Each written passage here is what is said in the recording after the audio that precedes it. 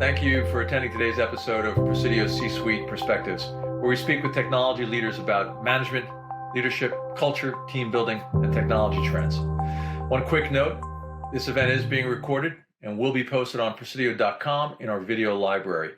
If you have any further questions or requests following our conversation, please contact us at inquiries@Presidio.com or visit our website. We're fortunate this week to have with us the CEO of one of the fastest growing infrastructure technology companies in many years, Pure Storage. Pure practically created the flash drive market and has continued to innovate and delight its clients. We'll talk with CEO Charlie Giancarlo about how he sees where the industry is heading, how companies can get ready for the upturn, how technologists can become CEOs, diversity, and what it's like to have COVID-19. Charlie has a 3-decade track record of driving growth and innovation at leading global technology companies. Before Pure, he served as senior advisor at Silver Lake Partners, where he was a leader in Silver Lake's acquisition and management of Skype, among many other duties. Prior to Silver Lake, he served in expanding senior executive roles at Cisco Systems, including executive vice president and chief development officer. During his 14 years at Cisco, Charlie was a leader of Cisco's multi-product, multi-market growth, driving entry into new markets, including Ethernet switching, Wi-Fi, IP telephony, and telepresence. He currently serves on the boards of Arista Networks and Zscaler, is a trustee of Brown University, and an advisor to the UC Berkeley School of Engineering. He is a former board member of Accenture, Avaya, Imperva, Netflix, and ServiceNow. Please welcome Charlie Giancarlo. Charlie, thank you so much for joining us today. Hey, Bob, how are you doing? I'm doing great. I am doing good as well, and I'm glad to hear you're doing great, because I understand that you were afflicted with COVID-19. You look good. You feeling good? Thank you. No, I'm back to 100%. It's been 8 weeks now since my illness, and it's not pleasant. I now have a full set of antibodies, but I don't recommend the current method for getting them. It's a lot of trouble to go through. It's a pretty nasty bug, so you should believe everything you're hearing on the news. It's a pretty nasty bug, and actually the recovery was tough as well. I frankly never felt so much fatigue in my life as the first 2 weeks after the illness. So it's pretty serious stuff, but I feel very fortunate, and as I said, 8 weeks, and I'm back to the old normal. Well, thankfully you're healthy, and it's great to see you. Now, while we're on the topic of COVID-19, let's talk a little bit about that in the context of Pure Storage. How did you guys change, how you manage the organization, as you started to move into this, and how has that evolved as you've been in this? Right. Well, we were fairly fortunate in a number of ways in that, being a relatively new company, we had taken great advantage of SaaS applications.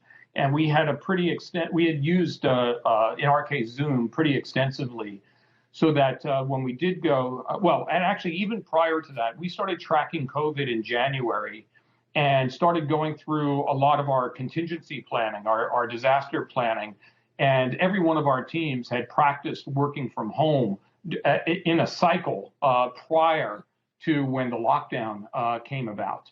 So we were fairly well practiced. And also our supply chain team started making sure that we had product and supply distributed throughout the world at that time. So definitely looking at early stages of emergencies early and treating them seriously, because reports of COVID started coming out of China starting in January, and treating that seriously and working through your disaster recovery plans, is pretty important. When it did hit, it was very disruptive, as you might imagine, and of course, I'm sure it was for you and for everyone, in the audience. Very, very disruptive, and of course, we had the full range of responses, from individuals in our team. But I think because we were able to stay in touch both by phone but also by video, it really allowed us to build up the team members, their confidence. We were able to support them, whether they were working parents. We were able to support them, if they were young people living with other young people. We immediately gave them stipends so that they could purchase equipment to support, their work from home environments. And we had it very early on, again, starting in January, a Tiger team focused on COVID, made up of all of our major groups. So I think, again, responding early to emergencies is really critical. Yeah, no, certainly. It sounds like you guys were really way ahead of the curve in that regard. Now, when you think about moving out of this cycle, and hopefully we all start moving out of the cycle soon, what permanent changes or management techniques and or structures that you think are going to be different for Pure longer term now because of what you learned during this? Yeah, absolutely. It's a great question, and I'll give you that sense, but I'll also tell you that it's given us a great. It goes under the old saying, "Never let a good crisis go to waste," and it is accelerating things that I've wanted to get done, for quite some time, but just couldn't get the organizational energy and interest around it, or to put it another way. Doing things in the way of the status quo is so easy for people. Getting them to finally rally around the things that are important. So what's important? I've told our team, and I'll be very direct with you, that despite the fact that we were the ones that brought digital to storage, if you think of rotating media as analog, we still operated as an analog company. All of our interactions with customers were face-to-face. We would do lunch and learns and dinners together, right? All of our development was done in the office with teams meeting on a face-to-face basis. And therefore, a lot of our processes were very people and not systems intensive. So, when this crisis, after a few weeks of this crisis, I told our team that we needed to shift from analog to digital, that we really needed to drive digital transformation, even within our own organization. That's a relatively new organization, but we relied very much on personal interaction, to get our work done. And so I think the things that are going to change are, first of all, it'd be very interesting to hear from our audience, themselves, right? But my sense is that I have been meeting with more executives. We've been meeting with more customers more frequently and faster between request and audience than we've ever done before. There's no travel time, not even in the car. People are much more available. The meetings are crisper. They're shorter because it's all business. Now, I do think the personal touch is still very important, but it's not important all the time. And so, first of all, I think we're going to move much more towards digital meeting environments. Customers want to know more about our company before they ever meet with us. And so making sure that's available on the web, making sure they can actually test our product without actually physically having to have one is really important. So again, more digital marketing, if you want to call it that, that's a permanent change. And then the real question is what the office looks like 3 or 4 years from now, right? We are an open office environment. Honestly, I joined the company 3 years ago. I've never liked it. The reason is, to me, it looks like a sweatshop. It reminds me of the old, sewing factories of right. Lynn, Massachusetts, right?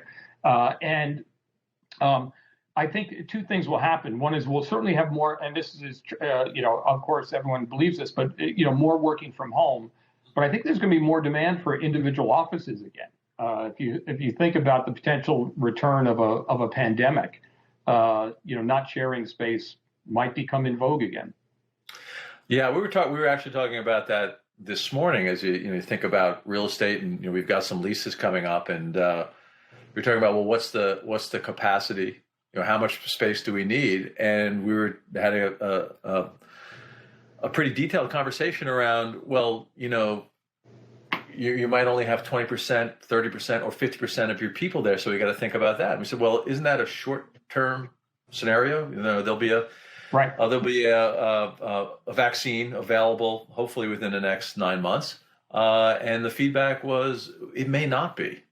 Right. This may not be a one-time thing right now. Well, it may not be a one-time thing. So I'm a student of history, and certainly given everything that's happened, I started reading about the Spanish flu. The 1918 Spanish flu. And one interesting thing that most people don't realize is the Spanish flu actually originated in the U.S. In Kansas. It's absolutely certain that it originated in the U.S. And I remind people that the Spanish flu, which killed 50 to 100 million people worldwide, almost 5% of the population at that time, was followed by the Roaring Twenties. People are social animals. They will eventually want to get together again when they feel it's safe. And like the old song, they'll party like it's 1999.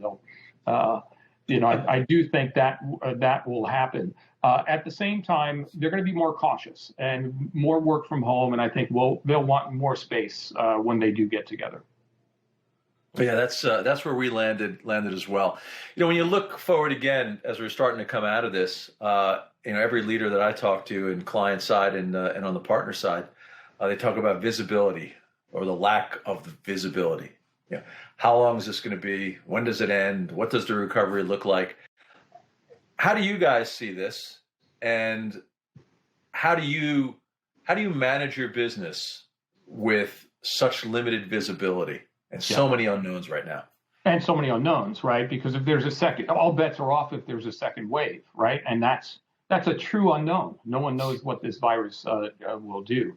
So you have to focus your team on things that they can control. And this is actually very timely in the sense that, we just had our first quarter, right? And of course, at the beginning of your first quarter, you set your plan for the year, as we did, and you set your bonuses and all the targets that you want to set for your team, commissions and everything else, which we did at the beginning of the year. And less than 2 months later, we're saying, holy cow, that's all out the window.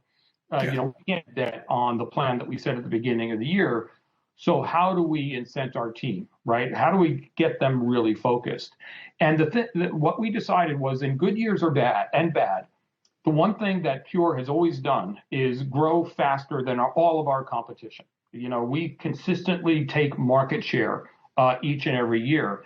And whether this is a good year, it won't be a good year, but no matter how bad the year is, we should expect to grow faster than the competition. So we've retargeted everything in the company based on measures against our competition. So now, Bob, how our team is going to be focused on working with Presidio.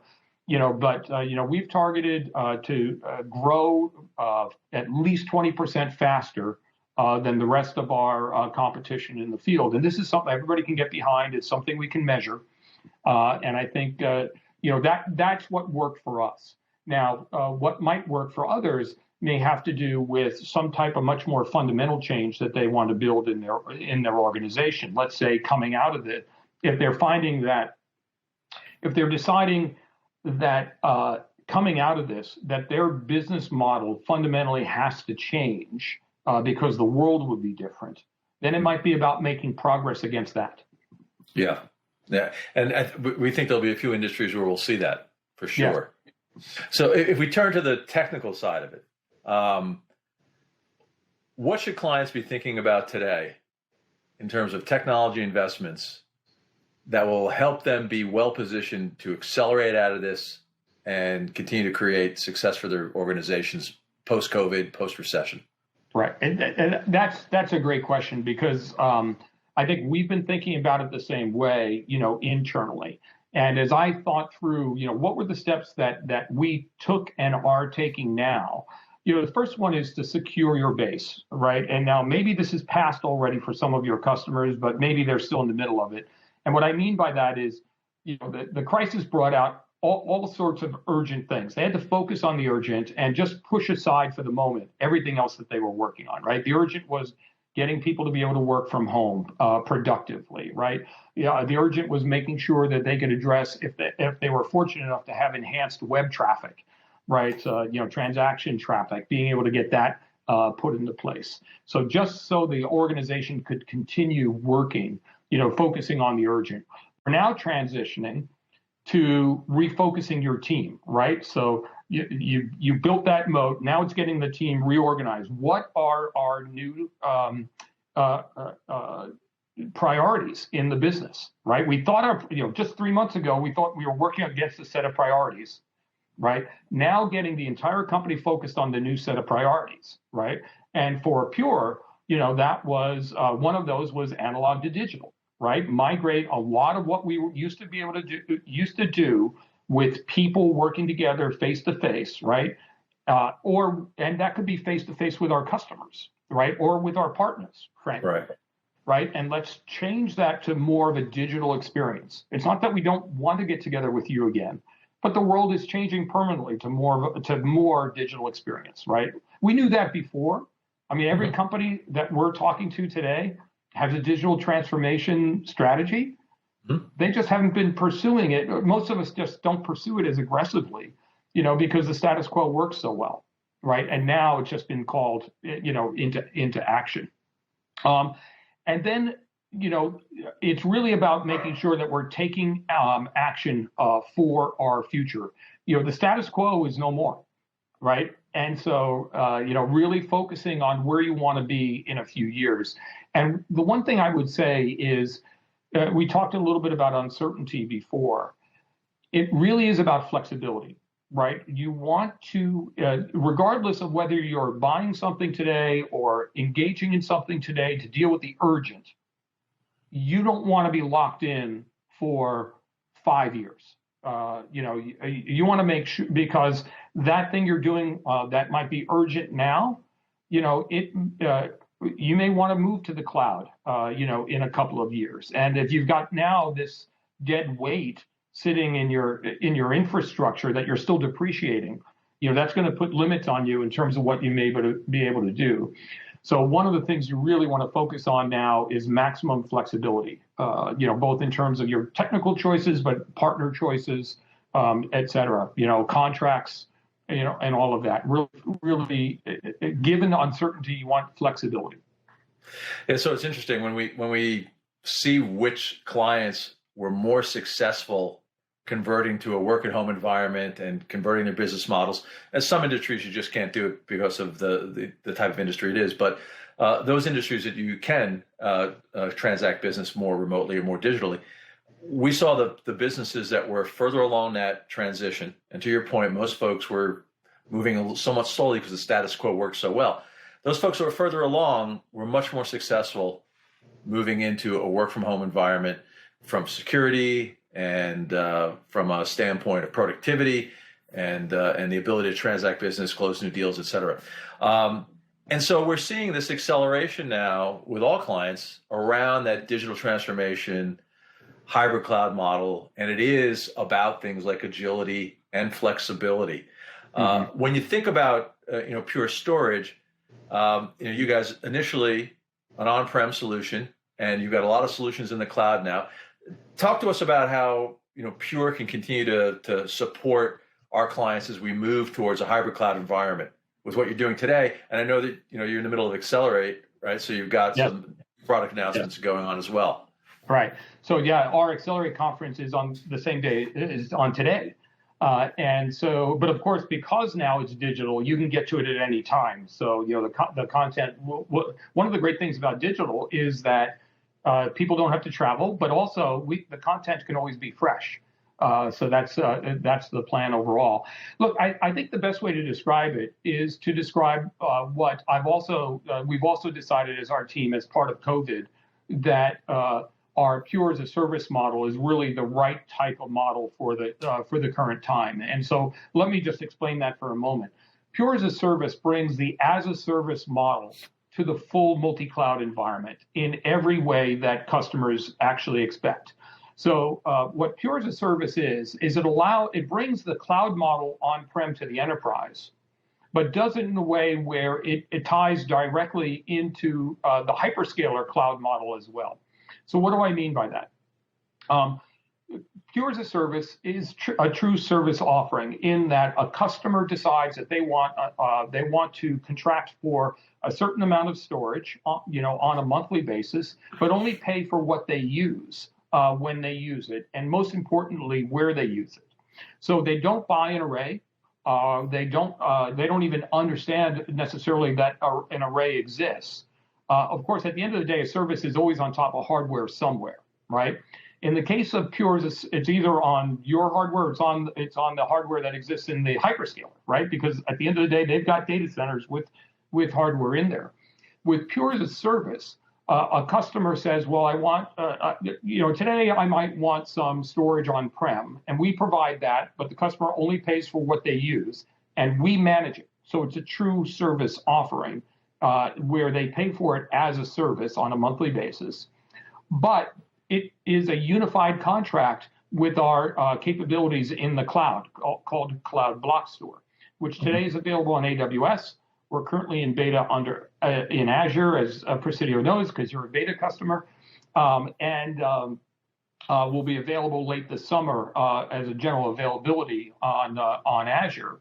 But it's a single unified contract, the same software in all those locations, meaning that your application doesn't have to be refactored for data, in any of the clouds, and can be moved on-prem to AWS, from AWS to Azure, from Azure back to on-prem. We'll be doing Google in the future. So think of it this way: it is a multi-cloud service offering that can be offered, also in your own premise or in a colo. And as I said, pay as you go, which is a very nice feature, and only pay for what you use. So you could start, whereas you might want to, normally you might buy an array, and you're thinking, well, what do I need over a 3-year period? Maybe 100 terabytes, so I've got to buy 100 terabytes. And first year, you're only using 20 or 30, right? Right. In the case of Pure as a service, you just say, well, I'm going to start out the first year with 20 terabytes or 30 terabytes. That's what you're paying for. And then your needs go up, but you don't even realize it. We're monitoring it. We and our partners are monitoring it, and our partners will just make sure that you have the capacity and the performance you need as it occurs. Again, we take that off the hands of the customer. Yeah, that sounds really, really innovative. And it's going to be GA when, did you say? It's already on Amazon, and anyone that wants to try it can just go to the marketplace on AWS and download it and use it. It's in beta in Azure now, GA towards the end of the summer. Okay. All right. Terrific. Hey, now you guys have been. We're talking about technologies, and I know that Pure's always been focused on the business outcomes around the technologies too, and consequently, I think your Net Promoter Scores are probably the envy of a lot of folks in the industry. I've never heard one higher, so you're very proud. 82. So how do you guys manage that, or why do you believe that Pure is consistently able to deliver such a high Net Promoter Score? Well, look, I think we have a great sales team. We've got a great support organization, but truly, I think the difference is in our product. We do non-disruptive upgrades. Still the only company that allows customers to upgrade year after year, not just software, but hardware as well.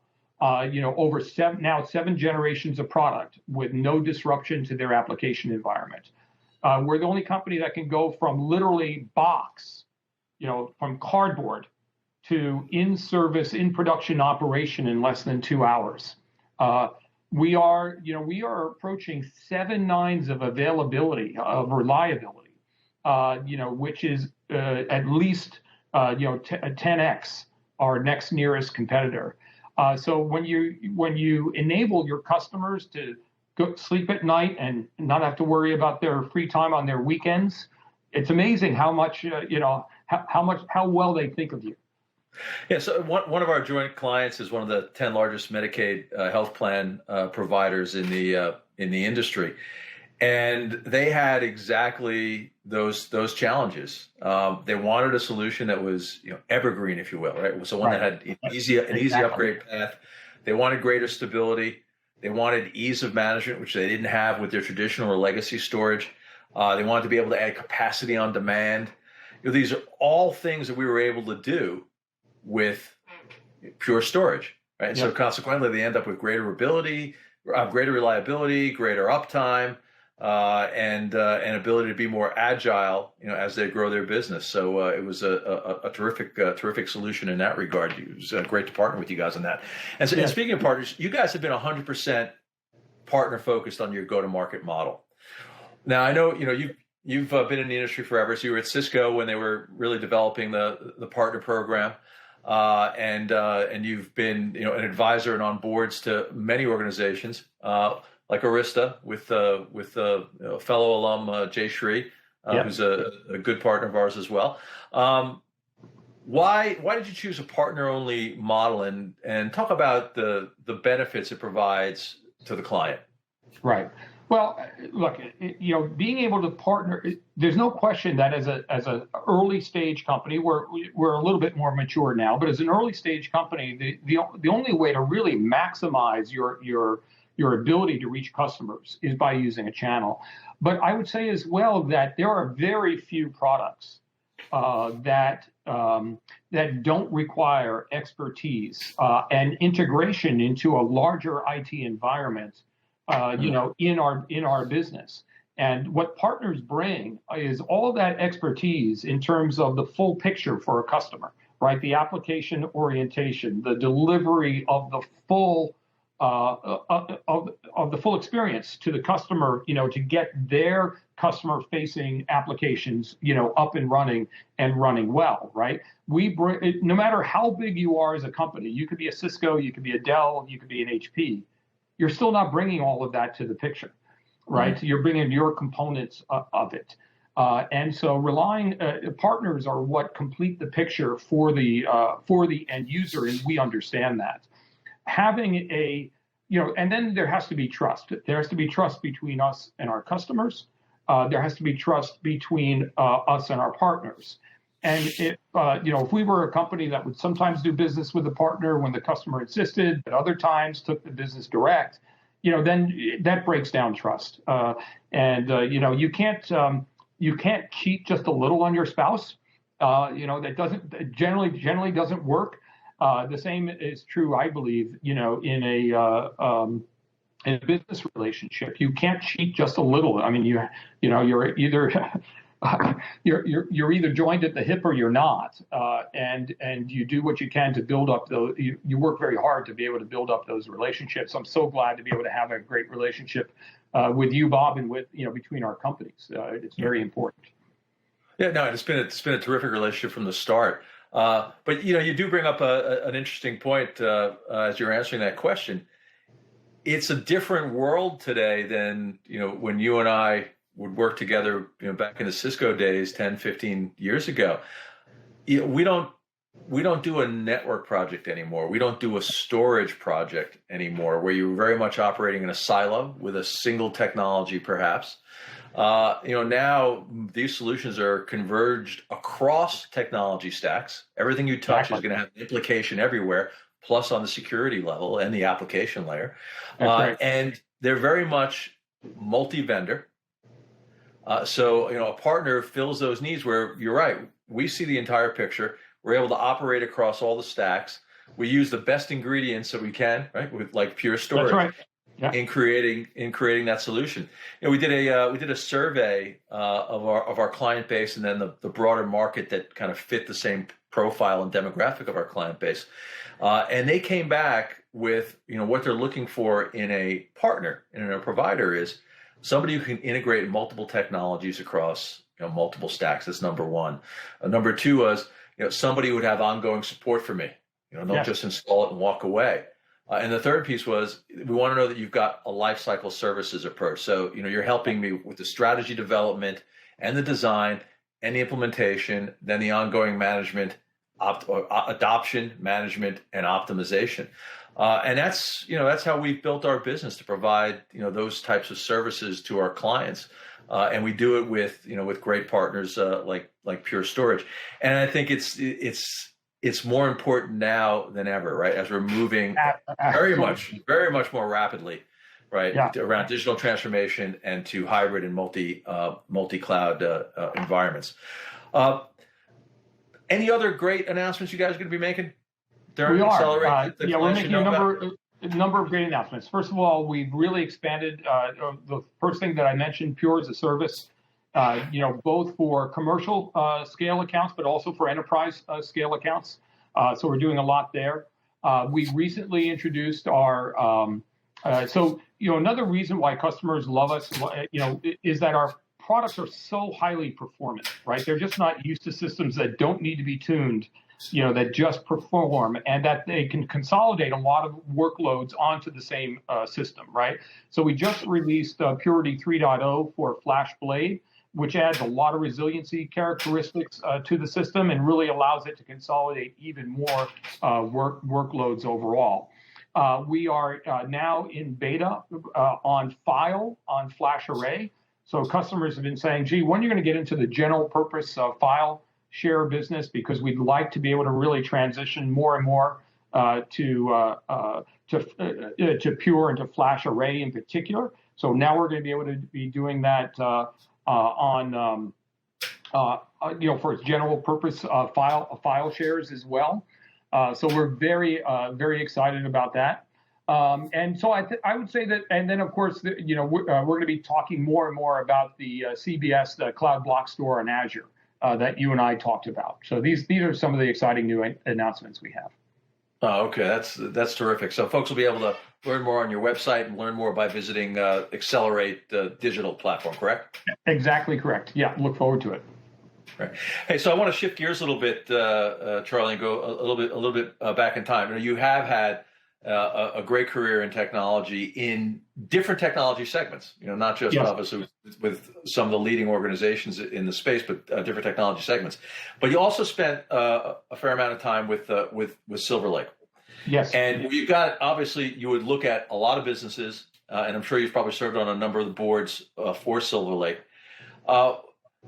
Were you able to take anything out of that you learned that helps you, manage business today, or evaluate opportunities or investments that Pure might be making, and et cetera? What did you take out of that whole private equity experience? Yeah, private equity. Well, it was a bit disorienting when I first went in because I came in as an operator. And I can tell you that private equity looks at businesses in a very different way, and it's all through the lens of a spreadsheet, right? So they very focused on every aspect of the financial operation of the business overall. And what it taught me was that you can take businesses that are even having trouble, and you can turn them around. These are that a lot of times. It can either be about management, or it can be about strategy overall, or just about reorganizing. But, to be very, very honest with you, Bob, I think that what it really taught me is that it really always is about the team, right? Building a strong and focused and aligned management team and talented management team always turns out to be the most important thing. Those companies that would refuse to change with the times, or held on to people because they had known about them for a long time, but for whatever set of reasons they weren't really working well either together, or were beyond their prime or in the wrong job.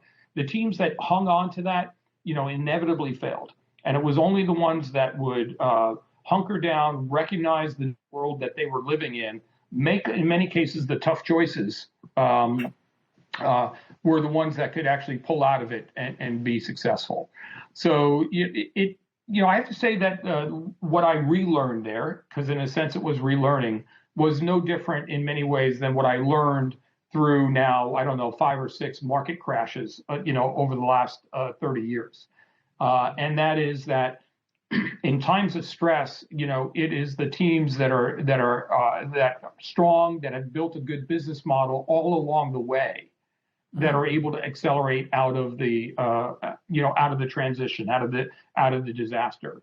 And if you've not been building that all along the way, you're probably going to be in trouble. Another way to phrase it is, I do believe that companies compete in everything they do. It's not just the better product. It's not just a better delivery model.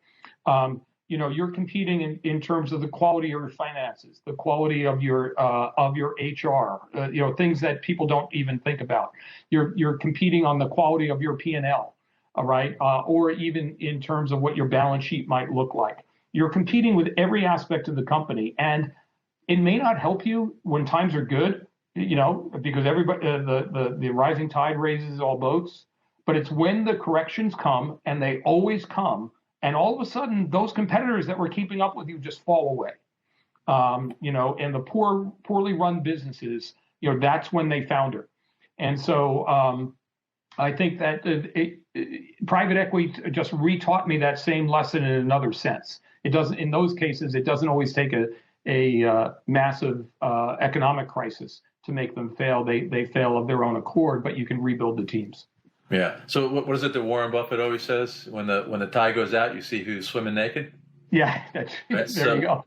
So same concept. And so we've been private equity owned for quite a period of time, and we've been very fortunate in that we've always had the right type of private equity partner at each stage of our business. And when I was focused on things like, hey, capital structure, how can I help you improve your capital structure so you're more agile, you have more agility on your balance sheet, you can make more investments, you can do more acquisitions and things of that nature. But it's very similar when we look at a business. You're looking at the technology, you're looking at the business processes, you're certainly looking at the financials. But the key for us is, what's that management team like? And it's the same with private equity. Do we believe the industry? Do we believe in the vision? But do we believe in that management team that could actually execute against that? And we've been fortunate, like I said, in that we've got, and we have today with BC Partners, great partners who let us run the business and provide support and help around capital structure. So it's been highly additive. Culture is an important thing too. You talked about teams and management teams. What's the type of culture that you've wanted to create at Pure, and what are some of the key aspects I think that you've learned through your career that you've taken away from any organization that you've been at before and said, hey, you know what, these are key pillars of the culture that I want to build within my organizations? Yeah, no, culture. Now, of course, every company has a culture, right? And it either works for you or it doesn't work for you. What you want is a culture that really does work well for you. Pure, first of all, of course, I came in 3 years ago, and it had a lot of cultural elements which drew me to the company. In particular, it's a team that runs to a fire. You can't buy that sort of thing. That doesn't exist.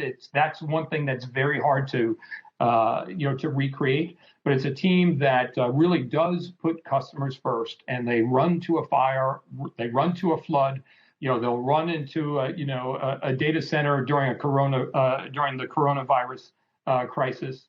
So it's a team that really does go all out for each other and for the customers, and that was very important.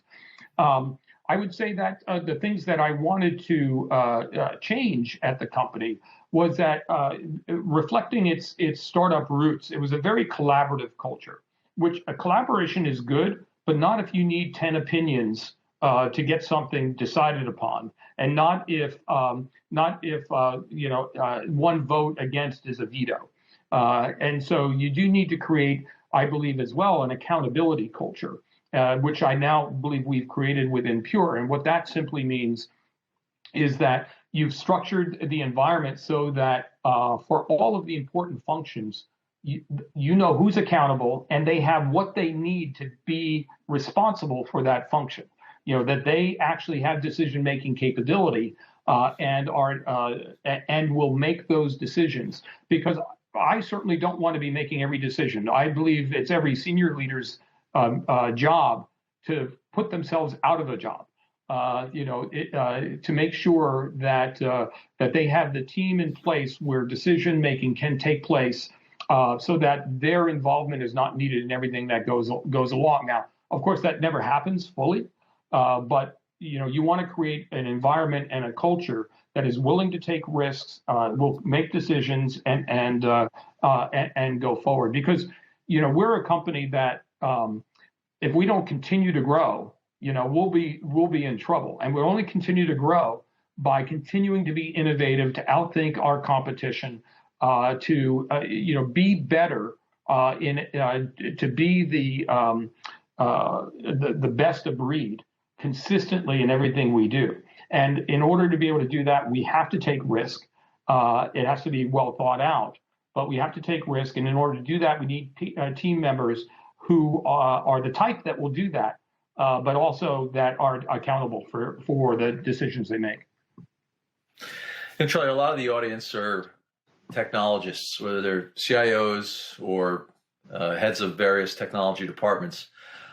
You come from a technology background, right? Your degree at Brown was in technology, and then your advanced degree at Cal was in electrical engineering. It was. I'm an engineer at heart. Yeah. Yes. And I know you've got obviously the MBA from Harvard and stuff, but so that bridges the gap for you from an education standpoint. But from a career standpoint, if there are folks here, CIOs or folks in the audience that say, I want to move more into a general business management and environment role. I want to be a CEO one day. Yeah. You think back on your career, what are some of the hallmarks that you think enabled you to successfully make that transition from engineer to CEO? Right. Well, in my case, it was actually very simple. Even when I was in engineering, what I really wanted to do, very, very honestly and directly, was build great products and get them to market. And yeah, at one point in time, or at that point in time, I wanted to have my own company, but I figured that would happen eventually. What I really wanted to do was get great products to market. Now, in my case, those products were technical, right? They were, it was infrastructure, IT infrastructure. For a lot of the people in the audience, it might be women's clothing, or it might be, it might be shoes or groceries. It doesn't matter.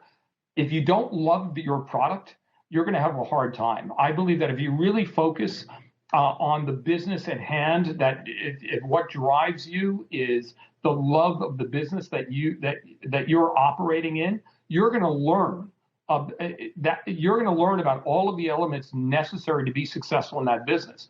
Building a product or building an IT function is just one part of that, right? The marketing is important. The sales element of getting it, and your sales strategy, whether that's a channel strategy or direct sales strategy, or maybe it's entirely online.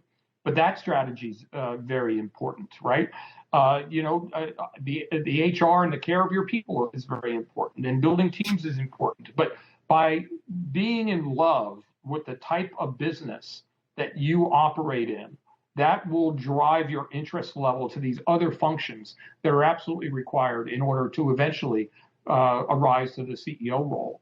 There's another phrase that I think is very important that has to do less with specifically about CEO, but about getting the promotion, the next promotion, which is, if you, some people will say, well, I'm doing a great job, why am I not getting promoted? And the answer is, well, you got to do your manager's job. If you do your manager's job, people will eventually think that, well, I thought he already was the manager. I already thought that he had that role, and you'll get the role. And the same is kind of true of, getting to be the CEO, which is that if you're starting to take responsibility, even if it's indirect, for these other functions, eventually you'll rise to that role. Obviously, with the tragic events in Minnesota recently, there's been probably a much needed spotlight on diversity and economic opportunities for diverse peoples here in the U.S.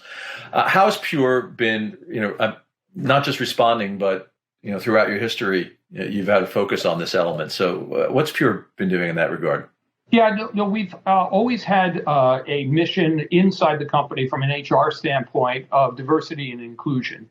Now, I would say that we're still short on the diversity, front, like most tech companies, and it's something that we're concerned about. Would have put very specific initiatives in place to do better, but it is a difficult challenge, no doubt.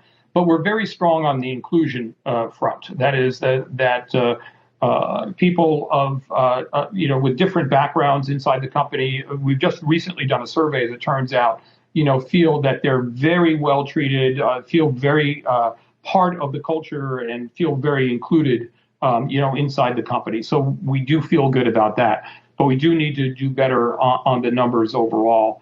I have to say, and we put up a statement. I've made several statements for the company, both internally and now externally. We're very disturbed overall by the continuing challenges in this country. For not just for minorities, for underrepresented minorities, but also for immigrants. We really, from a personal standpoint, I just find it unconscionable. And it really has to change. We just can't have these consistent and constant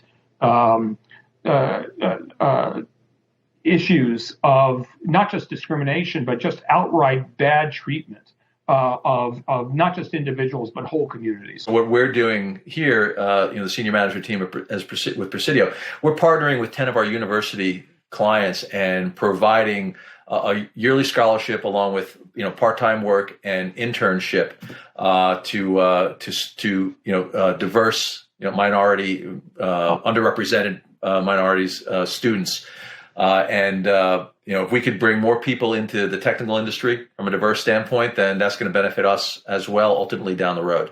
You bet.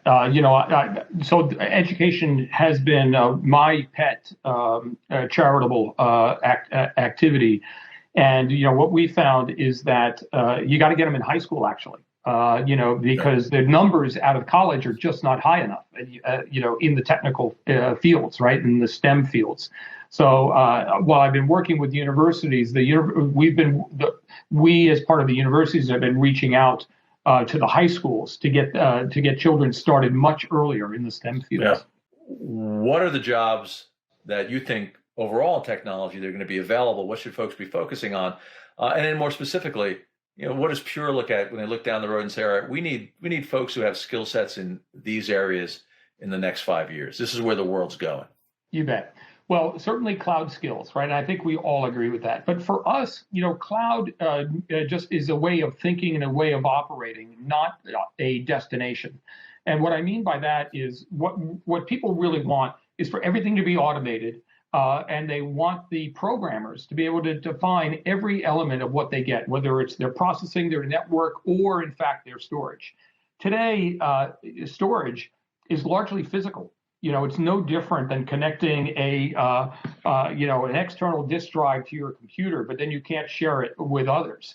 And that's true in the enterprise environment as well. What we're doing with Pure as a Service and with all of our systems, with what we're calling the modern data experience, is enabling your data center to operate like the cloud, completely automated, to where people who are dealing with storage are just setting up different storage classes and then allowing their programmers, allowing their developers to call upon storage and to call upon data management, and to have everything else done in the background by policy, whether that's data protection, whether that's tiering, or whether it is actually building that multi-cloud environment, allowing the same application to operate regardless of where the data is, and regardless of where the application is, on-prem or in the cloud. It shouldn't matter.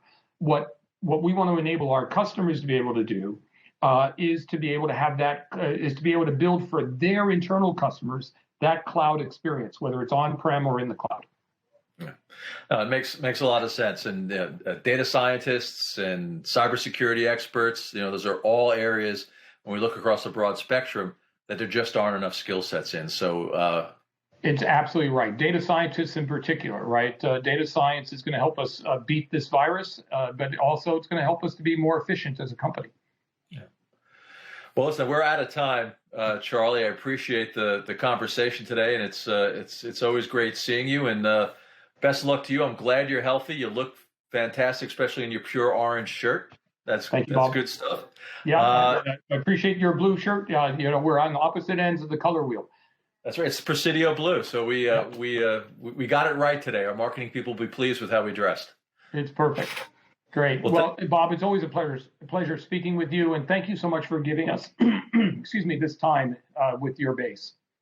Well, it's great seeing you. We'll see you again soon, Charlie. Thank you. Take care. Bye-bye. I want to thank Charlie Giancarlo for joining us today and sharing his insights in so many areas important to all of us today. As previously mentioned, a recording of this event will be accessible on Presidio.com, and we encourage you to further connect with us at inquiries@Presidio.com. Stay tuned. On June 18th, we're continuing the series with a conversation with Andy Jassy, CEO of Amazon Web Services. To register, please visit Presidio.com. Have a great day, everyone.